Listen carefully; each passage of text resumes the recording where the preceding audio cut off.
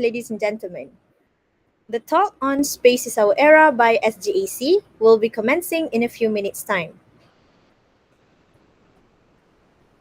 Please allow me to share some housekeeping notes.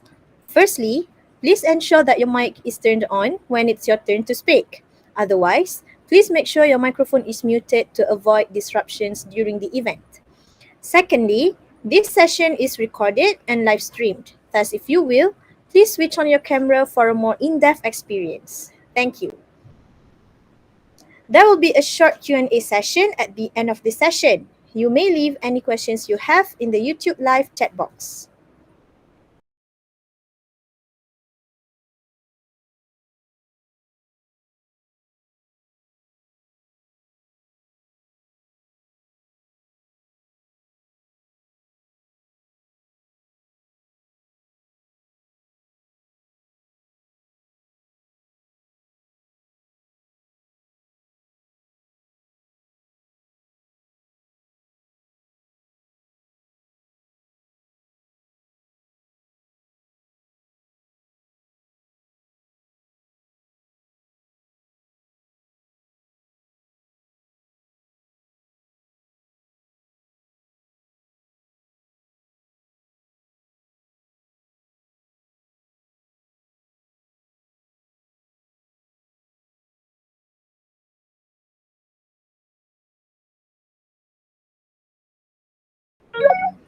Good afternoon, ladies and gentlemen.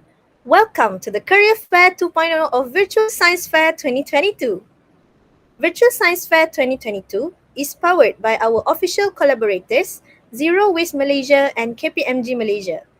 Zero Waste Malaysia is a community group advocating for sustainable development whilst aiming to increase the local community's awareness of sustainable living. Our next collaborator, KPMG on the other hand, is a global network of professional firms providing audit, tax, and advisory services. Other than that, we would like to mention our official platform sponsor, which is GatherTown. Gather is a video chat platform designed to make virtual interactions more human, which helps to elevate our VSF experience to the next level. Ladies and gentlemen, I would like to remind all of you to stay until the end of our talk session today, as we have prepared various activity segments brought to you by GatherTown, which surely will give you a remarkable experience. Not just that, keep your heads up for the immense rewards ahead once you manage to participate successfully in these activities. For an enhanced experience, I advise you to kindly use your laptop to participate in the activities, as some features are limited in phones. Next, this is important. Please be reminded to fill in the attendance form. The link has been sent in the chat box.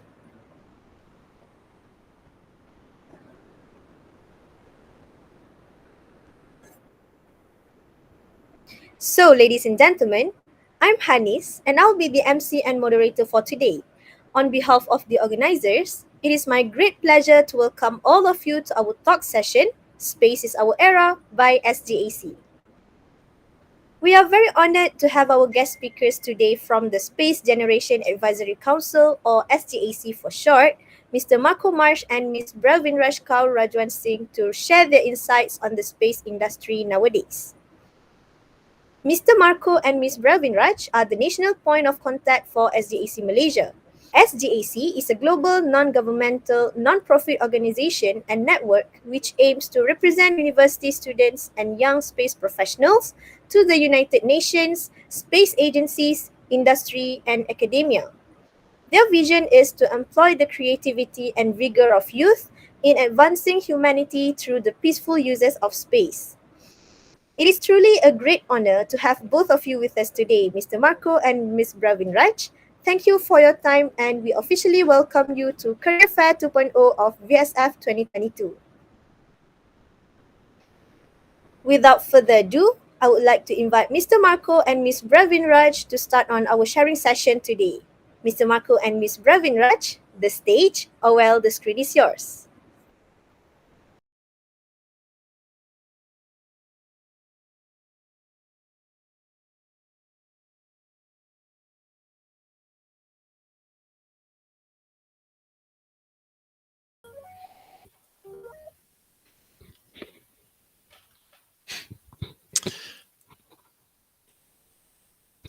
very good day, everyone, and thank you for the introduction, Hannes.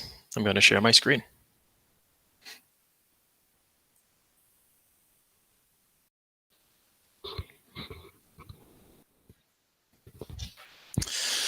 Wonderful, and thank you again, and a very warm welcome, everybody. Without further ado, let's get started. For those who don't know SGAC, the Space Generation Advisory Council, this is an entity that is in support of the United Nations Program on Space Applications. This is a program under the management of the United Nations Office for Outer Space Affairs, also called UNUSA, which is based out of Vienna. I do recommend you look them up. They do many things related to SGAC, and a lot of what we talk about today relates to some of the activities that they do. Let's kick things off with a video.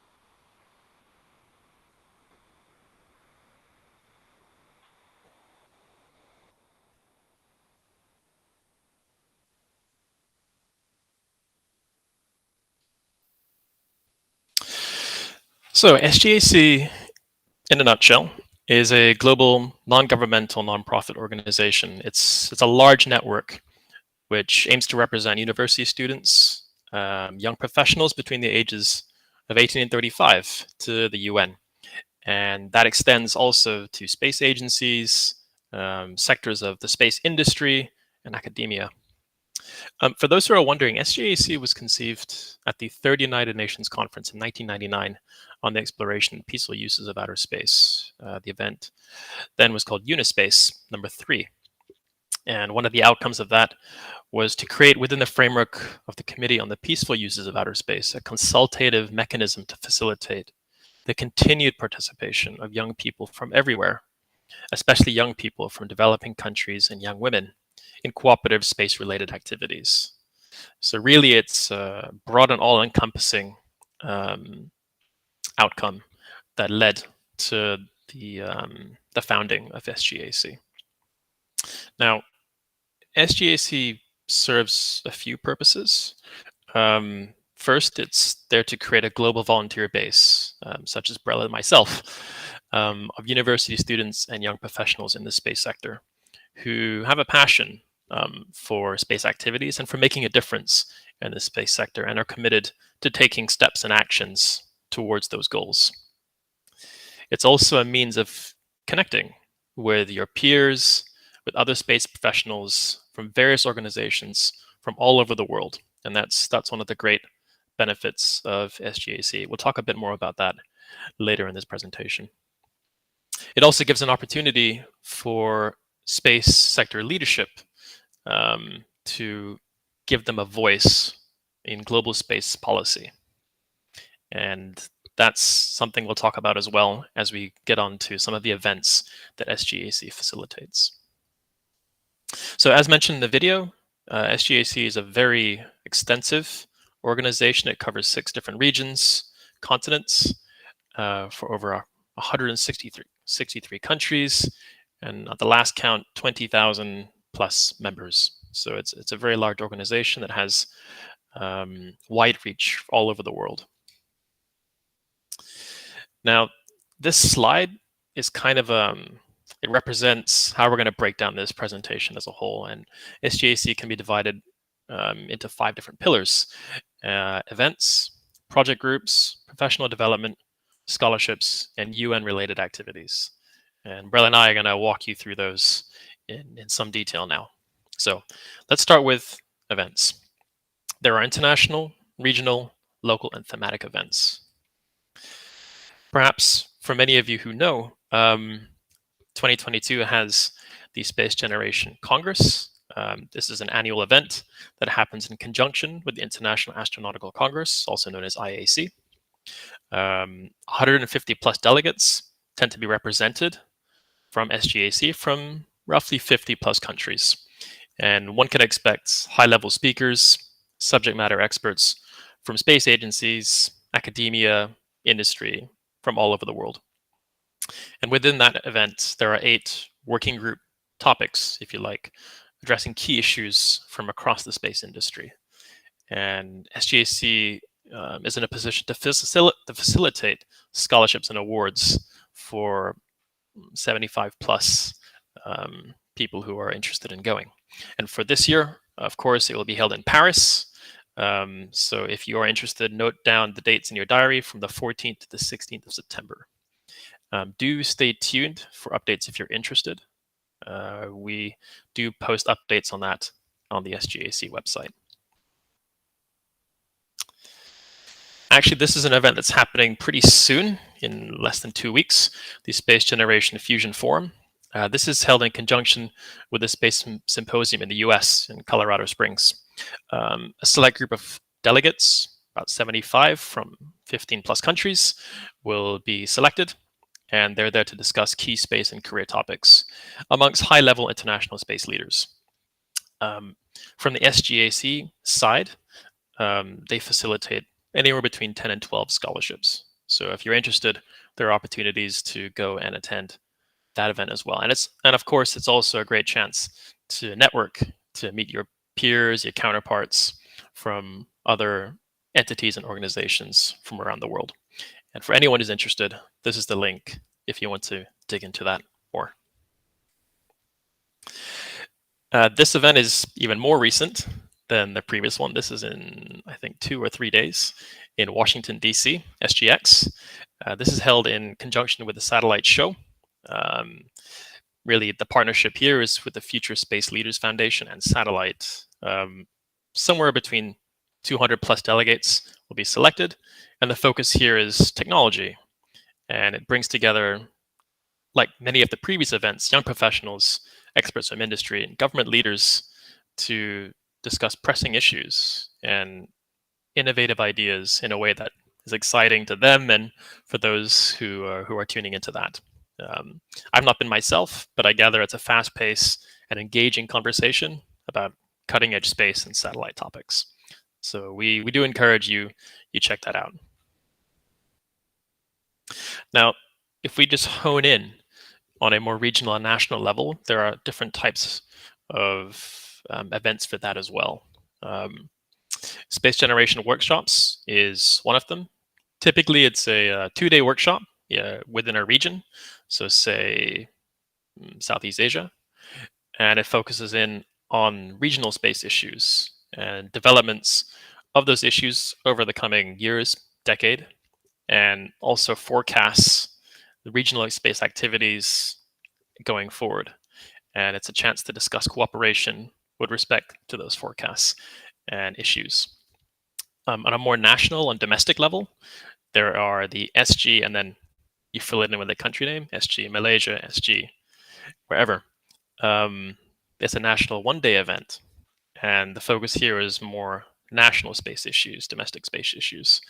And of course, it's terrific. It's a terrific platform to network with your peers and counterparts from around the country. And you can talk about things that are important to you and to your nation. So here's the link below if anyone is keen to check that out too. Now we're approaching the end of the events section here. 2 more partnered events. These are events that are done in partnership with other organizations and typically are done in mutual partnership and agreement with one another. And this covers anything from program, invitations, delegates, promotion. And of course, you have endorsed events. SGAC facilitates events where they are organized under a specific initiative, like World Space Week in October, or Space Up, or Yuri's Night on April 12th. And that's done by other organizations, but SGAC is a part of that. Okay, project groups. There are many different project groups that SGAC participates and delivers. Here is, let's say, an outline of all the different project groups that SGAC participates in. Unfortunately, there's not enough time to go into detail for all of them. There's a lot of information for each of those, but I'll just select a few, and if you're interested, you can check out those projects, the link below. So from the top left, we have space safety and sustainability. This is really about promoting awareness on space safety and sustainability in the near space environment. So we're talking about objects that are close to each other, satellites, and how they do not fill the near Earth space environment in a way that is safe and sustainable for future platforms that would go there. And there are many different sub-projects within this project group that address and talk about that. And that covers paper writing, reports, conferences, more recently a newsletter, which I participated in. So it's a very exciting arena to be involved in that moment. A very curious one here is near Earth objects. This is, as the name and image suggests, it's really thinking about planetary defense. So meteorites, asteroids, and ways to think about that and address that. And again, there are conferences, reports, and events where people come together, discuss, and talk about that. One that's particularly interesting to me, although I am not a lawyer, is space law and policy. And this really is a, let's say, intersection point for legal matters in space. So if anyone is interested in building a career in space law, it's quite a funny sounding name to be a space lawyer. I think it's quite cool. This is a very interesting work group to be in, and you can talk about and discuss how space activities and law interact. So we do encourage anyone who's interested to check that out too.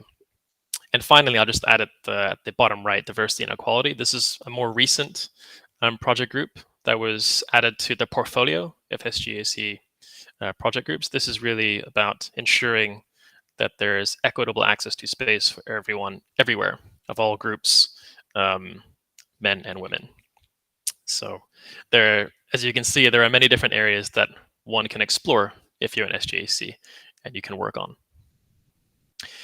And with that, I'm going to hand you over to Brel, who's going to walk you through scholarships and the rest. Brel?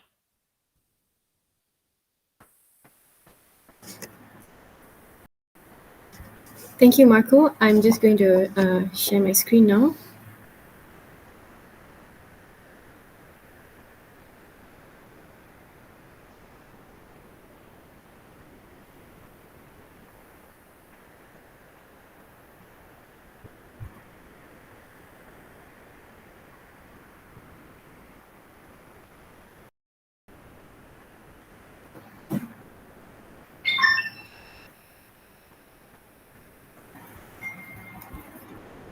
All right, thank you. So, good afternoon, everyone. My name is Bremi Rajko, the NPOC of Malaysia, together with Marco. So I'll be describing about the scholarships now. So as Marco mentioned earlier, there are a few events like the International Astronautical Congress, Space Generation Fusion Forum. So as SGAC hosts all these events, there are about 150 scholarships and grants per year.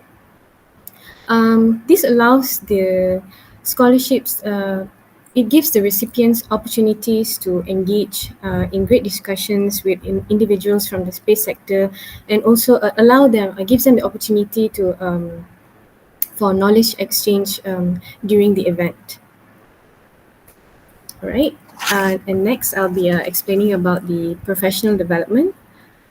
So for this, it covers the areas that are pretty challenging and rewarding in the sense that it helps the young professional to build their experiences. So for the SGAC vacancies, there are ample of vacancies per month within the SGAC organization, to which it ranges from the executive secretary, human resource, and PR co-leads, and etc. And the opportunities like these allow creative and motivated individuals to execute their vision with excellence in a global context. And I would like to quote on what Marco said earlier regarding space law. You know, like how is it like you have law, but it's in a space industry. So, what I believe here is that you don't necessarily need to be in technology, in tech or in STEM to be in space. In SGAC, we support those who are passionate about the space industry, and there's always a place in space for those who are passionate regarding the space. Right, and next I would move on to the SGAC mentorship program. So the objective of the program is to connect the SGAC members with experts from space industry, especially through our vast network of SGAC alumni. And this program connects the mentees to the mentors, and the mentors will provide guidance, advice, support in order to build their careers in space. And the availability would be usually shown on the link below under mentoring section. Right. So now for the SGAC job spot. So what this does is it basically gives an opportunity to the students and young professional who wants to get involved in working with reputable space companies and organizations. For those who are interested, you may check the job board on which jobs you can apply based on your interests and qualifications. Moving on. All right. So for the UN United Nations related activities, right? So SGAC works diligently to raise awareness among the next generation of space professionals on a global scale, right? Working together with the United Nations Office for Outer Space Affairs, UNOSA, and also the United Nations Committee on the Peaceful Uses of Outer Space, UN COPUS, and its subcommittees. So, additionally, SGAC also engages with the UN and is now working towards the Space 2030 agenda and the Youth 2030 agenda. So this is a joint collaboration that was proposed, supporting the first priority of the UN Youth Strategy to promote a peaceful, just, and sustainable world. Right. So why become a member? So you can get a say in today's top space issues, access to scholarships, as mentioned previously. You get to network and access to potential employers. You get to build your leadership skills, communication skills. You get to gain a lot of knowledge. You get to connect with current and future international space leaders, and also join the Space Generation Talk mailing list and newsletter for career opportunities, news, and updates. And membership is also free. So, how do one sign up to be a member? You get to register yourself on the SGAC webpage, and you will be informed about the activities, scholarships, project groups, all the events, conferences, forums through the mailing list. We also have a Slack account, and you may contact your national point of contact, which is Marco and myself, and join and ask us anything regarding the application, and we would help as much as we can. If you are interested, you may look out for vacancies and opportunities on the SGAC website, scholarships, and also to attend event and conferences. And we would love to see more Malaysians on board. And I believe we have reached the end of our presentation. And if there's any questions, these are our email addresses, Marco and myself. And if you have any questions, feel free to reach out to us. That's all. Thank you. Thank you, Mr. Marco and Ms. Bravin Raj. Remember, audience, there's plenty more to come. Don't forget the mini activities right after this at 3:45 p.m. to 4:15 p.m. Ladies and gentlemen, now we'll be having a Q&A session. For any of you who want to ask any question, feel free to type in and ask your questions. I will now open the floor for questions.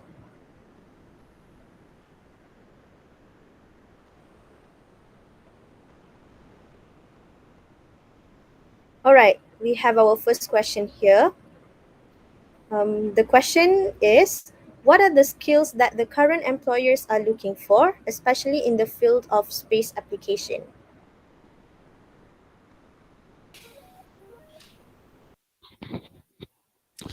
Brel, do you want to co-answer this one? Marco, the floor is all yours. Okay. Very good question. Thank you. I think there are many different skills that are useful with regards to space applications. Is that right, Hannes? Yes. Okay. So it really depends on the application as well. But if we're looking at applications, so telecommunications, we're talking about remote sensing, or navigation. These are quite technical fields. And so you want to think about things that enable that. Programming would be a good start. Skills in coding would be encouraging, but also there are many other skills that are required in these domains. I would say being able to communicate well and understand how these applications work and communicating that to people is a very important skill as well. So I would say these are some of the things to think about. Brel, did we miss any other skills that you want to communicate?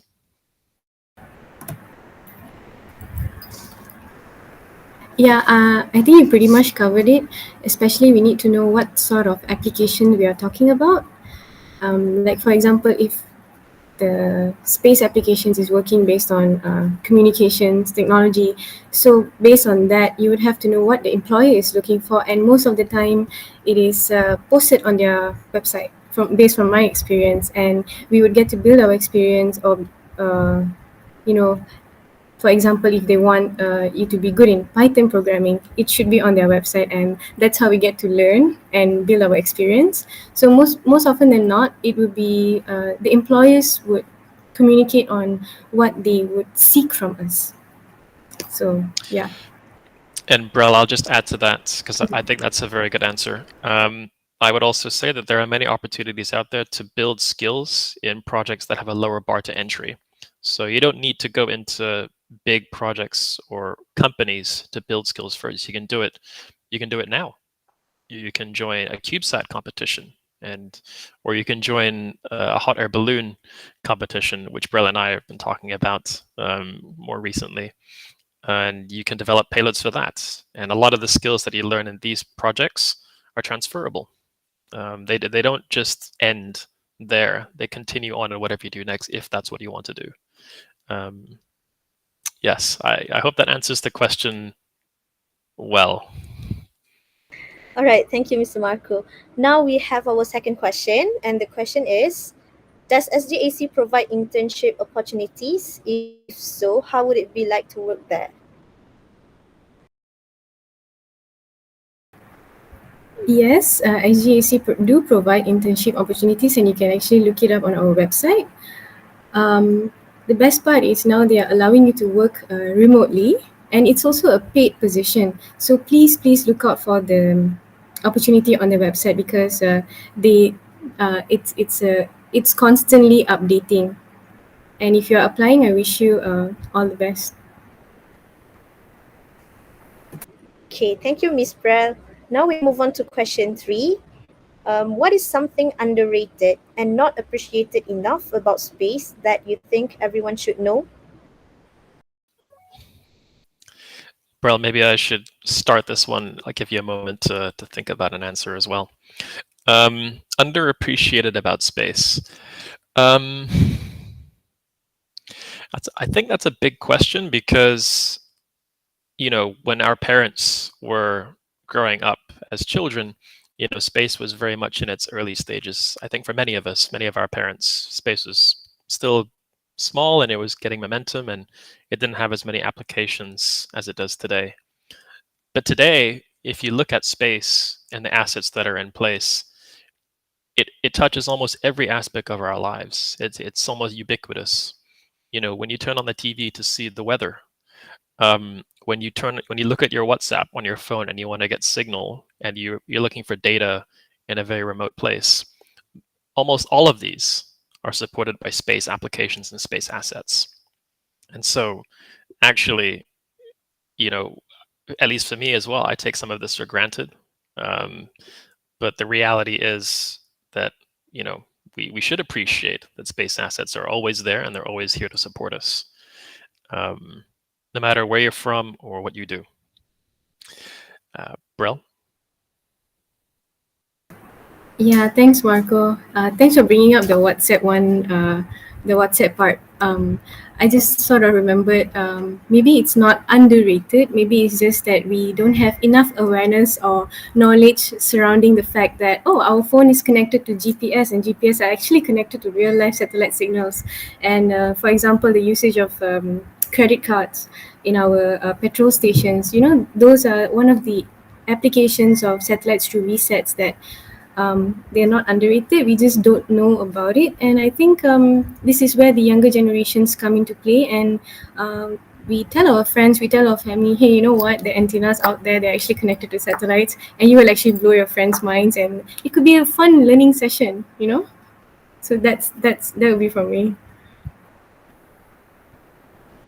All right, thank you, Miss Brel. Now we have another question.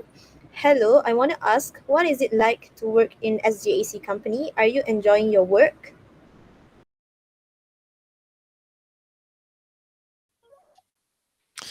Brel, I'll take this one first.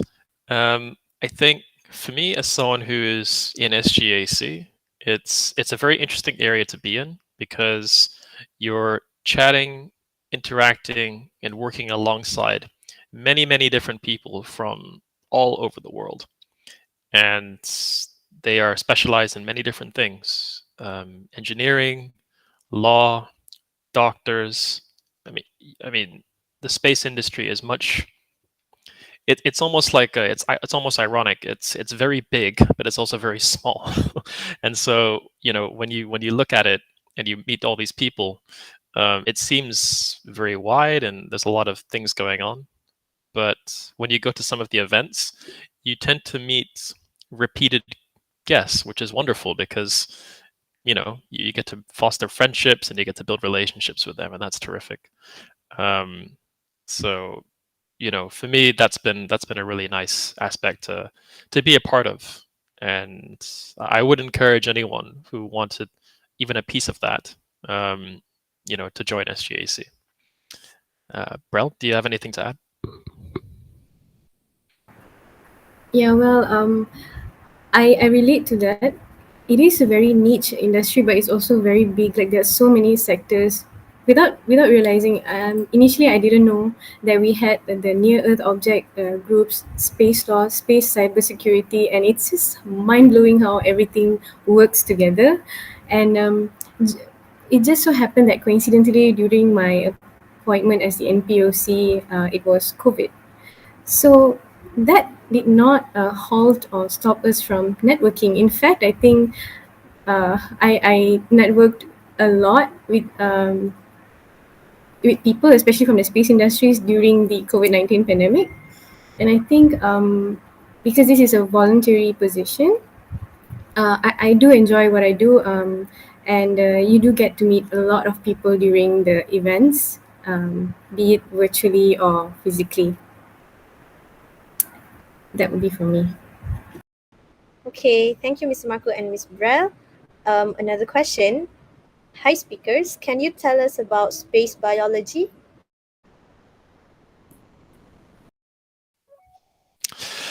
I'm not sure Brel and I are quite the experts in biology, much less space biology. I would only say that there are many activities in space that are done relating to biology and human physiology. So, do check those out. They're easy to find. You can find them on Google, and there are many different projects on there. For example, if you want to, with relating to SGAC, you can check out the Space Medicine and Life Sciences project group. There are some themes and topics that you can find in there that cover some of those biological areas. Yes, it's not maybe the specific answer that you're looking for, but I hope it points you in the right direction. All right. If I may add to that, Sure. for the person who is asking this question, if you're really interested in space biology or space medicine, interesting enough, we know someone who might be able to help. He's also one of our SGAC members from Malaysia. So feel free to reach out to us and we would get you connected. Thank you. Great. Okay, now moving on. The question is, what are the SDAC's goals and visions in regards to the United Nations Sustainable Development Goals? I'll take this one to begin with. You remember that slide back to the project groups? There were many different project groups. I think there were 11 project groups. The final project group that I mentioned for equality and diversity in space. This is the most recent one. Thank you, Rel. Diversity and equality. This is formed in part to support the Sustainable Development Goals with respect to gender equality, quality education, and I think it was innovation and technology. So at least two of the SDGs were centerpiece. They were the sort of the values in mind when this project group was formed. And so actually, this project group does think about the SDGs. But the reality is a lot of these activities taken the SDGs into account. For example, I was involved in a project with, I think it was space applications, technologies for Earth applications. That was it. This was, I think, 1 or 2 years ago now. And we were talking about SDGs relating to food. So access to food and fishing, and how space assets supports the, let's say, management of sustainable fishing around the world. So yes, there are activities that go on in SGAC that think about that, and not only think about it, but report on it. With COPUS, for example, in big conferences, they talk about that there, and they, potentially can be the voice to implement action. So, I think the SDGs is something that should be taken into account by everybody, but I think SGAC is no different and takes into account in the work that it does as well.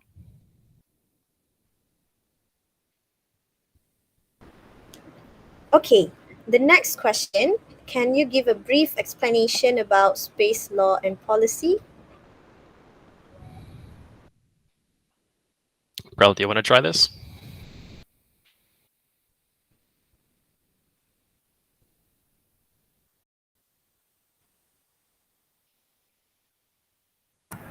Sorry, I couldn't find my window to come back on this slide.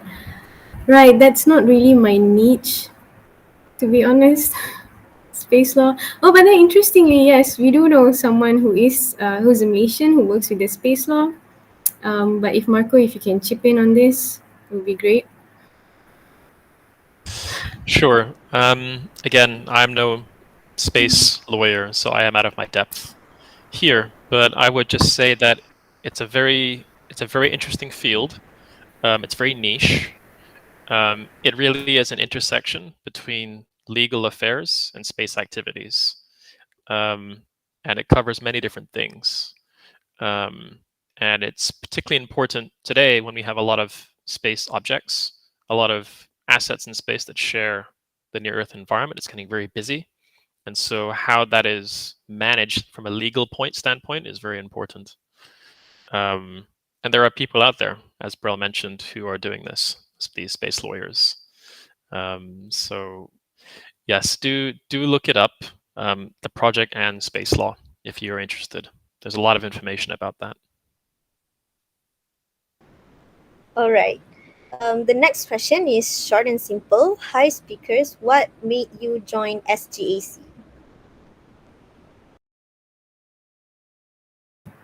I think I'll go first with this one. That's a very interesting question. What made me join was okay. I work in the satellite industry, and back in 2019, I went for a conference in Dubai. It was called the Young Professional Space Conference, and the first reason that brought me that made me sign up was because they told us that you could get to see astronauts. Then I was like, yay, let's sign up for this. And interestingly, during the event, it just so happened that many young professional or delegates they were somehow tied to this thing called Space Generation Advisory Council, and there were two or three national point of contacts over there and the regional managers. So I thought, all right, why not? The first thing I go back, do my homework and study what exactly is this space generation all about. And then the following year, I think 2020, during COVID, the application opened for national point of contact, and that's how I applied.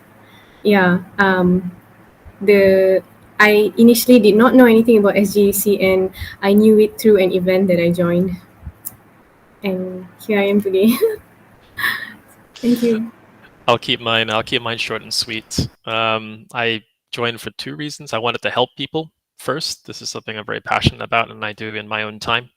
And if I'm able to help and provide opportunities for people and inform people to make good decisions, then I think I'm doing all right. So this was one of my main reasons for joining. And the second one was similar to what Brel said about connecting. Although astronauts would be cool, I quite like meeting people and connecting with others and talking about ideas and talking about things that are related to space, because I like to talk about that. Wow, interesting. All right. We still have a lot of questions here. I'll just read them out. The next question is, hello speakers, just wanted to ask, what was the most exciting project SGAC has worked on?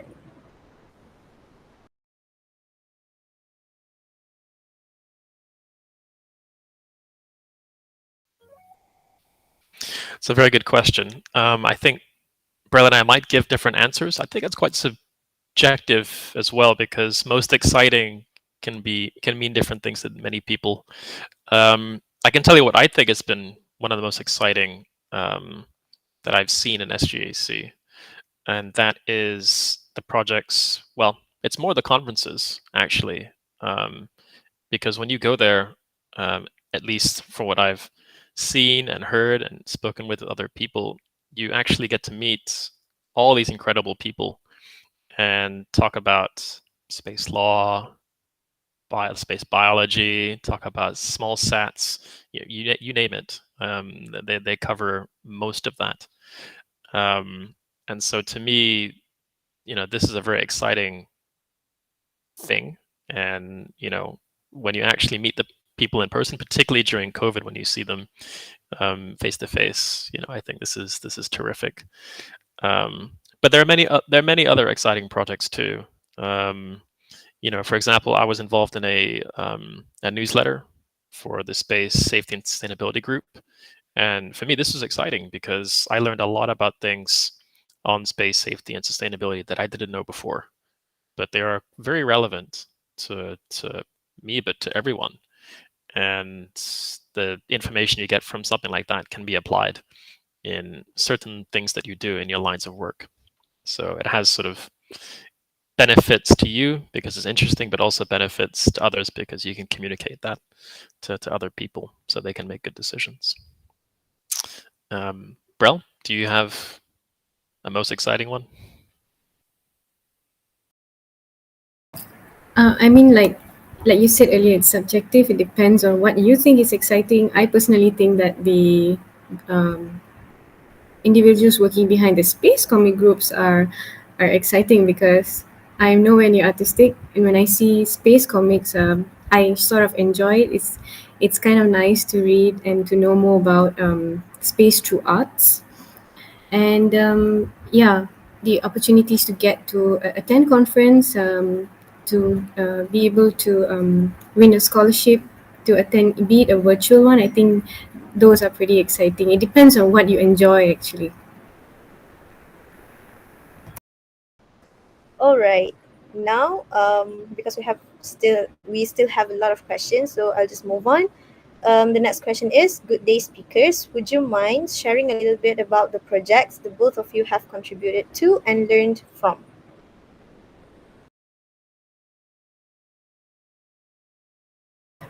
I think this would be the one for Space in Southeast Asia initiative, right, Marco? The Spicy initiative where a group of NPOCs, Marco, myself, a regional communications manager, Satish, Jillian and Faith, both are NPOCs of Singapore. We came up with this idea of wanting to engage with the Southeast Asia students and young professionals and see how we can cater their needs across the region, across industries, with professionals, of course. And it was on a 6 month basis, and we worked together. And it really taught us a lot about not just how to host webinars, but how we get to network with amazing people from the space industry, and it was quite a learning experience for us as well as the organizers. And yeah, Marco, do you want to add anything to that? No, I think you hit the nail on the head. I agree with your comments.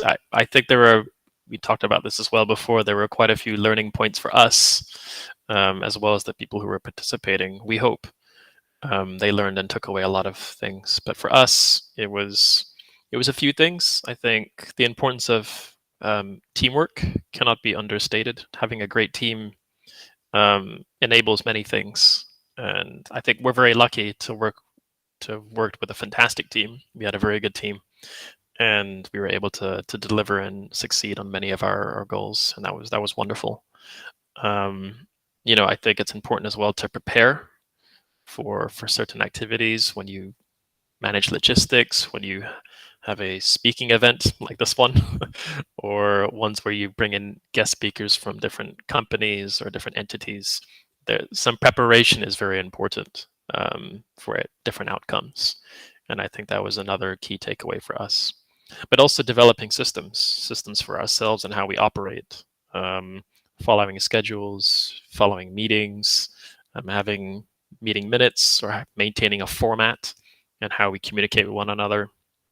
You know, talking about and putting these in place, I think enabled many things for us. And for me personally, those were some of the big takeaways. All right. Now, the next question. Hello, speakers. What do you think would be the future of space developments, perhaps like 30 years from now?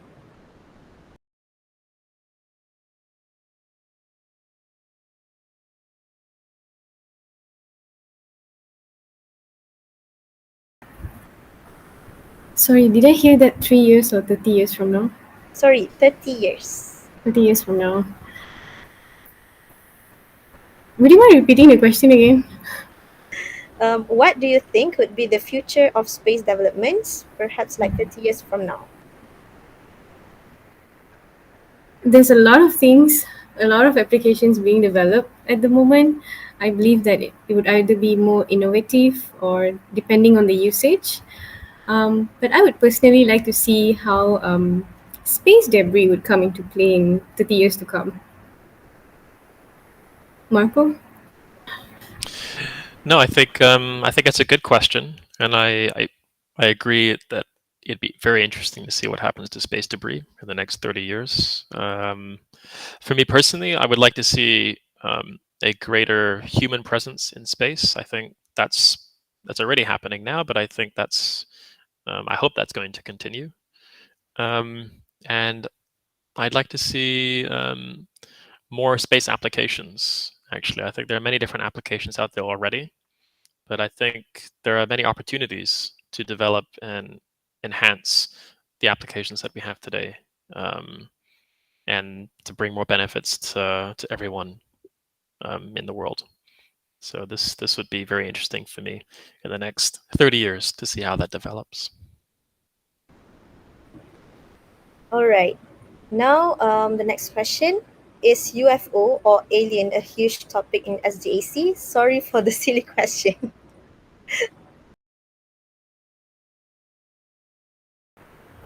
Marco, would they be considered as near Earth objects?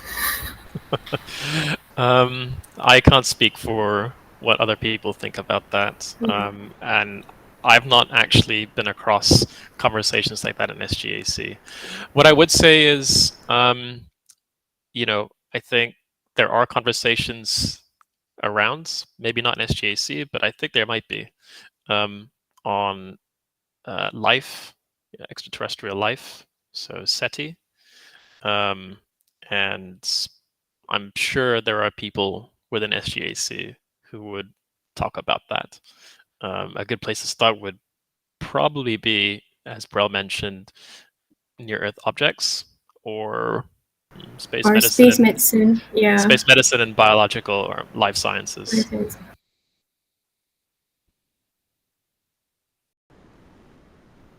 Okay.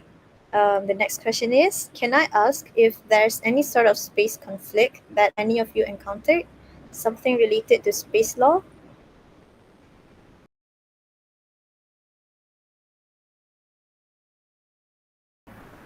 Well, not personally, no. But we do know that if you want to launch a high altitude balloon, for example, you do need to get the FAA's approval. And I think that's the closest thing I've come to a conflict, but it's not really a conflict. So I would say no. Yes, unfortunately, my life isn't that exciting, and I don't have space conflicts happening to me. But it's a very important thing to talk about, space conflicts, and there are many different types of conflicts, and they do make the news. Sometimes you can see it on the news, and these are important things that we need to think about, and people need to come together to talk about them more, because at least to me, I don't think it's gonna go away. Okay. Now, the next question. Hello, speakers. Is it possible to buy any property or assets in space?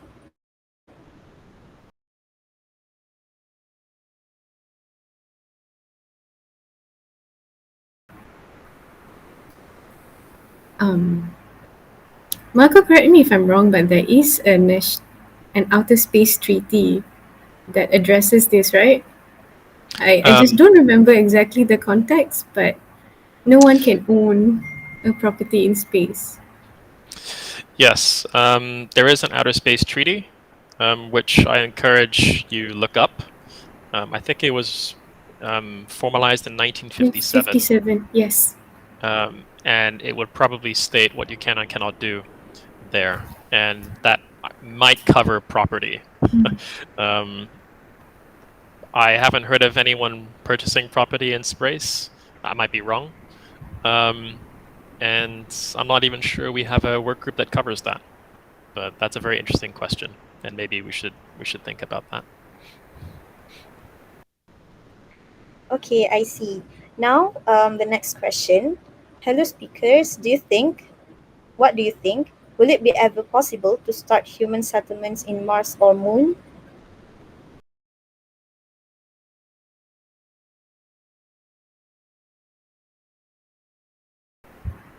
Human settlements, that's an interesting question. I mean, that's one step to making us an interplanetary species. Is it possible? I think it is possible. But when exactly could we execute it? That isn't my place to answer. But yeah, I do think it's possible. I would just add that I think many people out there that you probably see in the news every now and then are working very hard to make that a reality. And so I think there's a lot of effort and time being put into that. Whether that will become a reality anytime soon. I don't know. But it seems to me that many people want that, and I think that'd be a very exciting future. All right. Now we have reached to the last question, and the question is, how far has humankind reached in terms of space exploration?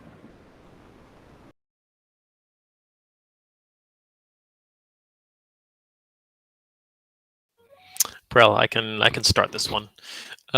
Thank you. Good question. Um, I think there are many ways to address that. Um, and space exploration um, it happens in several different ways. It can be as people, as humans, doing exploration. For example, on ISS, International Space Station, or going to the moon, which humans did already back in the 60s.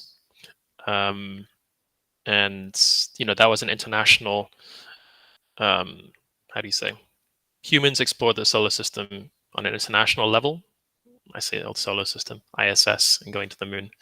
Um, but there are also other ways to explore.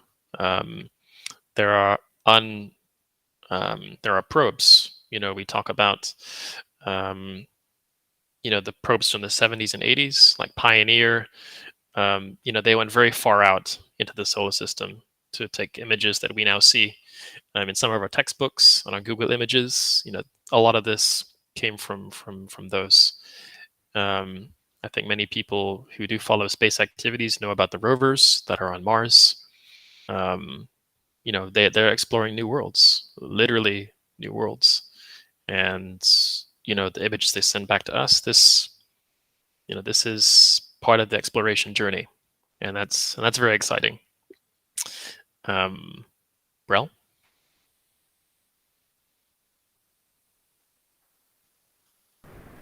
Yeah, I think that's a very great way to see how far we have reached. And I think, yeah, we're also going back to the moon again with the Artemis program. And also, one of the other applications would be the James Webb Space Telescope. And these are one of the recent advancement in the space industries that I think I would like to address. Um, and yeah, I think it's just not limited to humans or um, uh, telecommunications. And I think one of the other interesting thing that was developed on the space station was the food agriculture, space agriculture, and this wasn't possible maybe 50 years ago. And I think it's going to continue evolving and giving us new things to think and research about. So yeah, space is very interesting. All right, thank you so much, Mr. Marco and Miss Brelvin Raj, for the brilliant answers. Sadly, our Q&A session has ended. However, if you've got dying questions you need answers to in regards to the space industry, you can email them and they'll get back to you. You can find their email addresses in the chat. Thank you so much once again to Mr. Marco and Miss Brel for the sharing and important tips delivered during the talk. Unfortunately, our sharing session today has finally come to an end.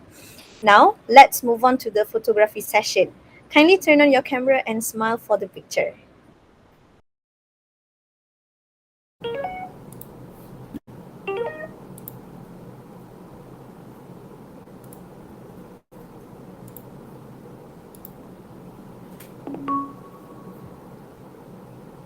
Hello.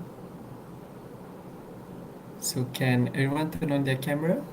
Or not everyone, most must.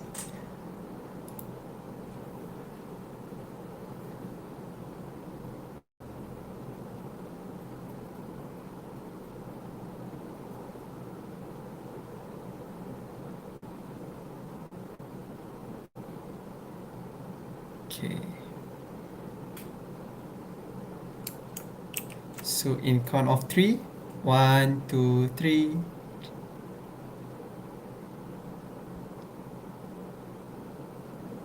Okay.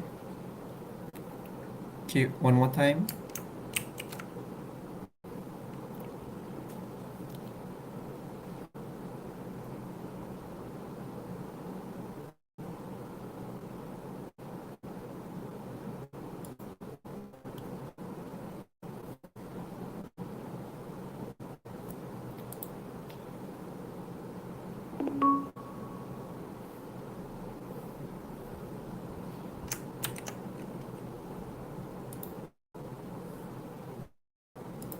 Okay, it's done. Thank you, everyone. Thank you. Thank you so much. Thank you all. Thank you so much. Thank you everyone for your participation in our photo session. Once again, don't forget to fill in the attendance form to receive your certificate. You'll be given a few minutes to fill in the feedback form as well. Before you leave, Mr. Marco and Ms. Brell, I just want to once again thank you for your dedication and for taking the time to serve as students, knowing well the struggles. Thank you so much, and now we will help to escort you out of this hall.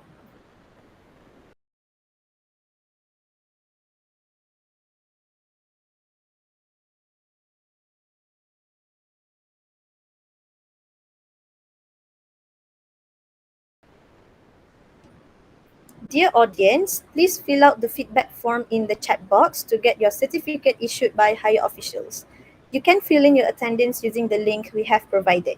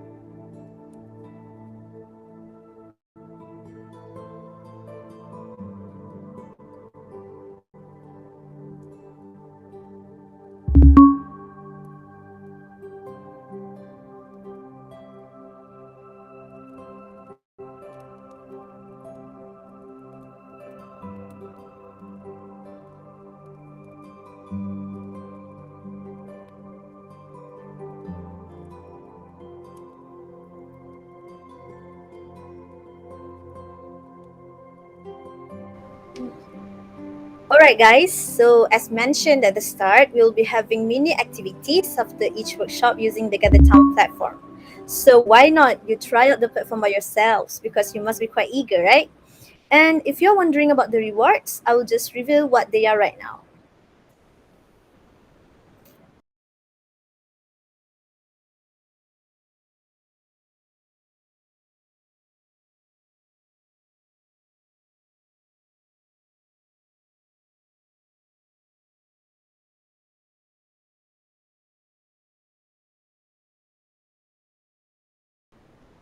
Tempting prizes, right? So wait no more and quickly sign up using the QR code or the link to the Google form as there are limited spaces to these mini activities. And if you found the talk informative and engaging as I did, I'm sure you're craving for more. But no worries because we've got you covered. And for the time being, just sign up to the mini activities using the QR code that we have displayed, and or you can also press the link to the Google form. And please be hurry because there are limited spaces to the games.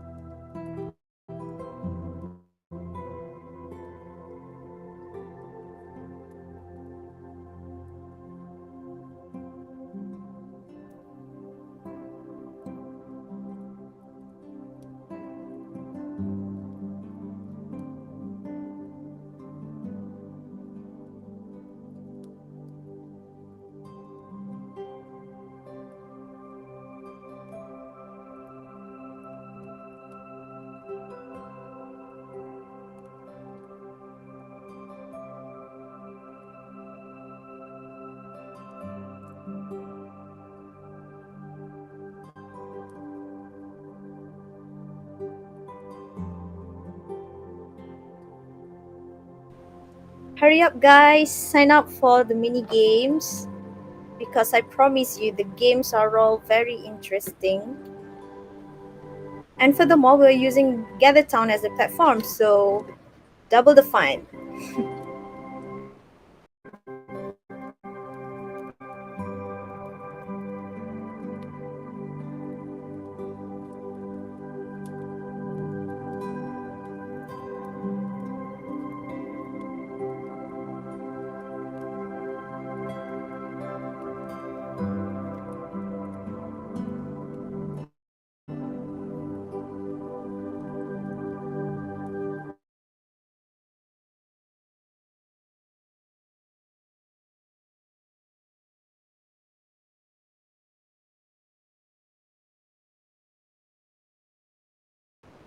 For those of you who are not very familiar with Gather Town, yeah, so this is a very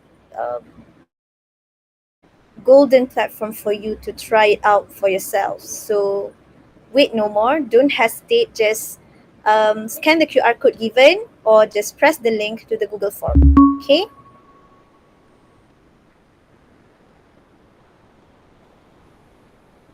For this session, we will be playing the games in room 1 and 6.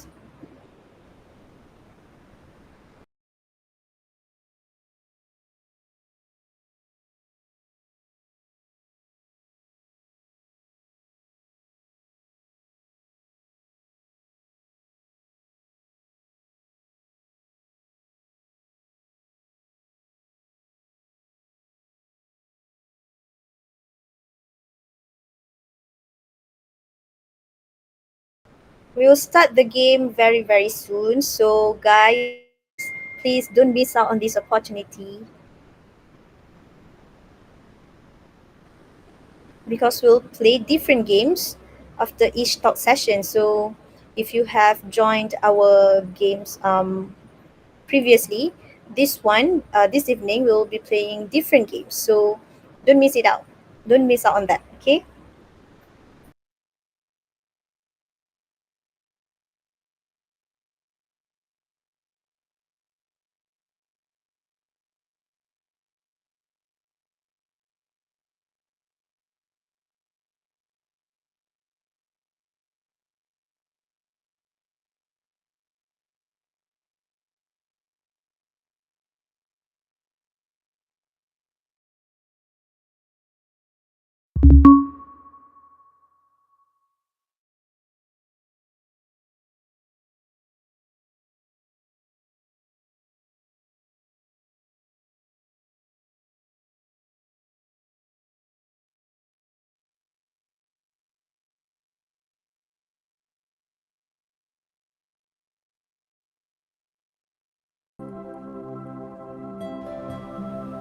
Okay, come on, everyone. I can see that the number keeps increasing. So that means the spaces are very limited. So please don't miss out on this chance to have fun and at the same time to stand out the chance to win the prizes that um, we've shared with you earlier.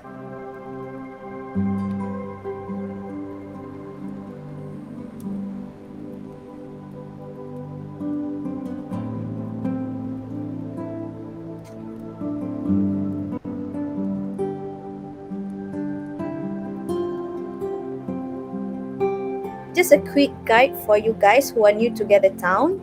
So what you guys need to do is just to scan the QR code or to press the link to the Google form and register yourself to the mini games, and then you'll be directed to the lobby of this Gather Town, and then from there our PICs will help you, will usher you to the respective rooms for the activities that you have signed up. Okay.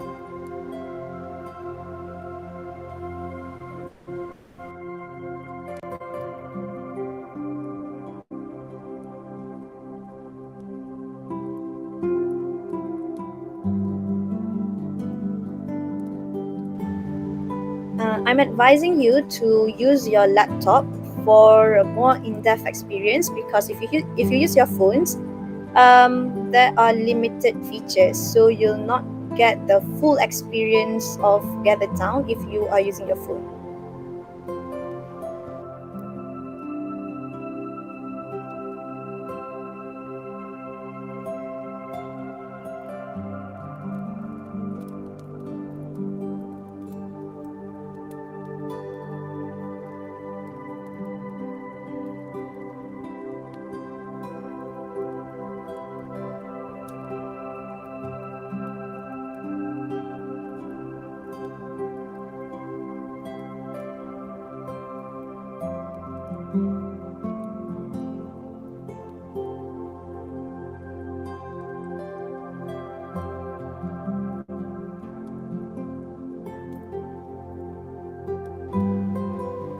Come on, guys, sign up for the activities. We will start the games very, very soon. So make sure you don't miss out on joining up on these games.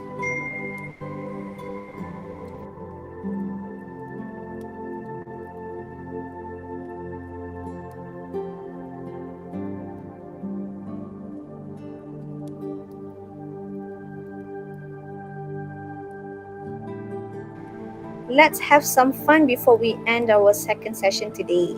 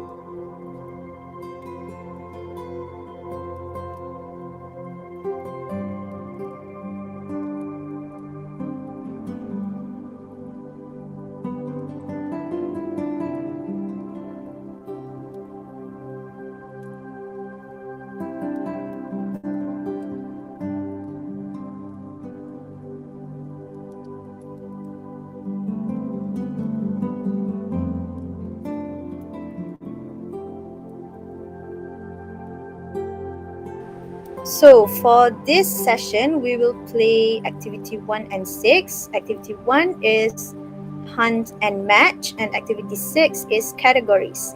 So if you're wondering what are the games are about, so come on, sign up yourself.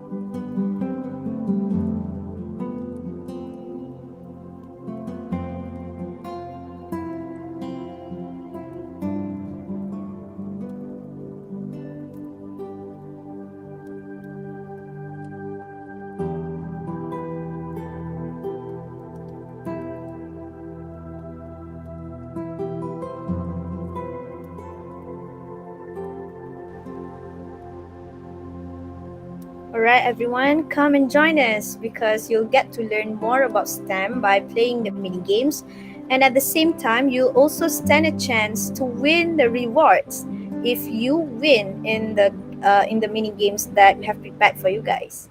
So there's nothing more to think about. Just participate in the games, have fun, and wait for the rewards.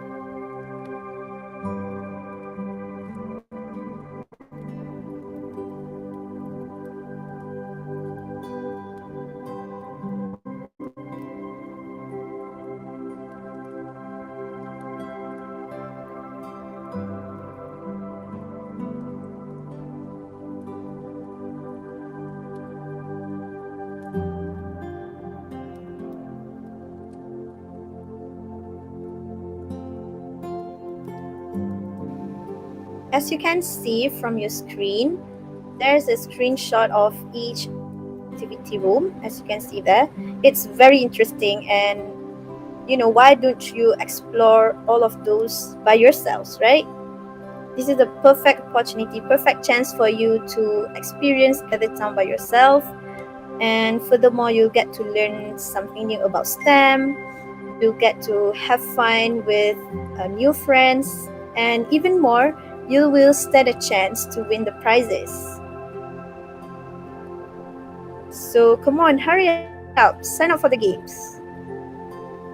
Just scan the QR code that the QR codes that are displayed on your screen.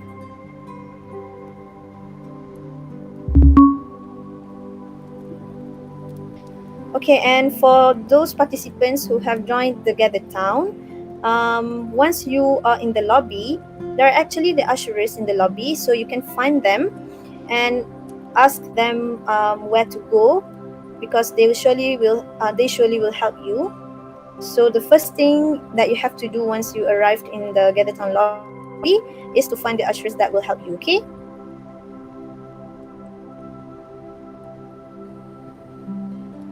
They are named as the ushers itself, so it's easier for you to spot them.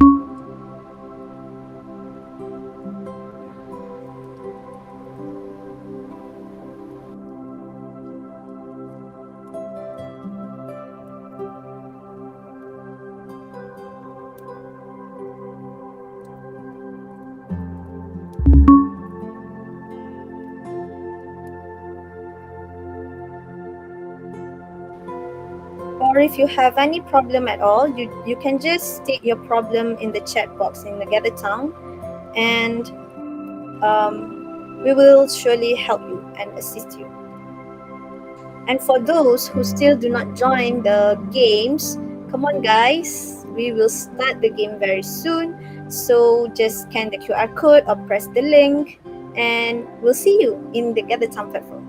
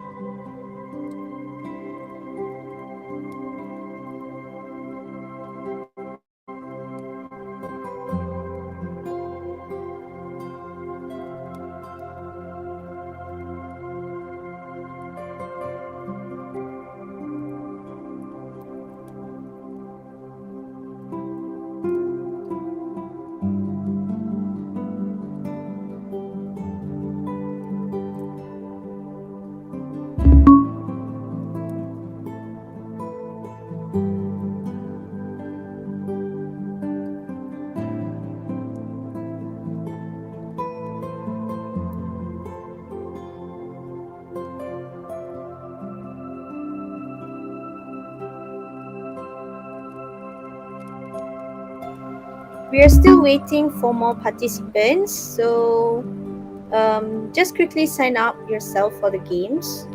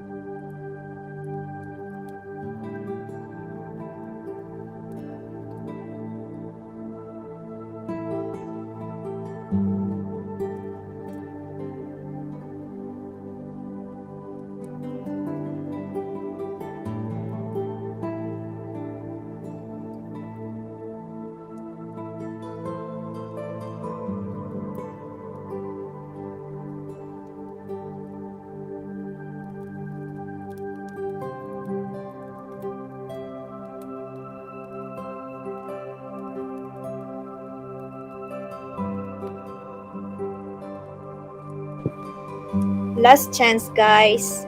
Just quickly sign up for the games by scanning the QR codes or by pressing the link to the Google form, okay?